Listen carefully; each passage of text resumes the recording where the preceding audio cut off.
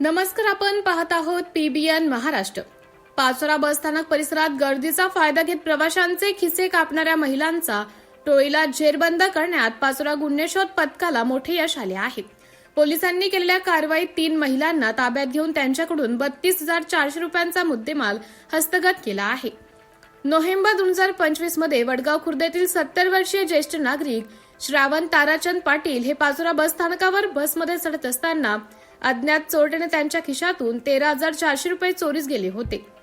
याबाबत पाचोरा पोलीस ठाण्यात भारतीय न्याय संहिता कलम 303 पोटकलम 2 नुसार गुन्हा दाखल करण्यात आला होता.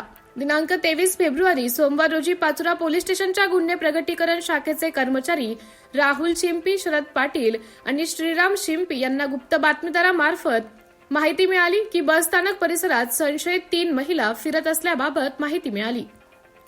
तात्काळ पथकाने सापळा रचून 3 महिलांना ताब्यात घेतले. पोलीस निरीक्षक राहुल कुमार पवार यांनी त्यांची चौकशी केली असता महिलांनी गुन्ह्याची कबुली दिली. अटक करण्यात आलेल्या संशयित महिलांमध्ये निर्मला सुनील जोशी वय 33 वर्ष राहणार गंगापुरी जामनेर, सोनाली गणेश विधाते वय 24 वर्ष राहणार हिसोडा खुर्द जालना, हल्ली मुक्काम कुंभारी जामनेर, उषाबाई तेजराम एकनार वय 55 वर्ष राहणार कुंभारी जामनेर यांची महिला पोलीस अंमलदारांच्या उपस्थितीत घेतलेल्या अंगझडतीत 32,400 रुपये रोख मिळून आले.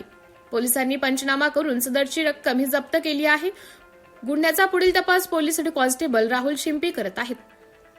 सदरची कारवाई पोलीस अधीक्षक महेश्वर रेड्डी, अप्पर पोलीस अधीक्षक श्रीमती कविता नेरकर, उपविभागीय पोलीस अधिकारी बापू रोहम यांच्या मार्गदर्शनाखाली पोलीस निरीक्षक राहुल कुमार पवार तसेच पोलीस कर्मचारी राहुल शिंपी, अशोक हटवार, शरद पाटील, श्रीराम शिंपी, प्रियंका आहेर तसेच होमगार्ड सोनाली शशिकांत पाटील, कल्पना तानाजी निंबाळकर, संगीता मुरलीधर पाटील यांनी पार पाडली आहे.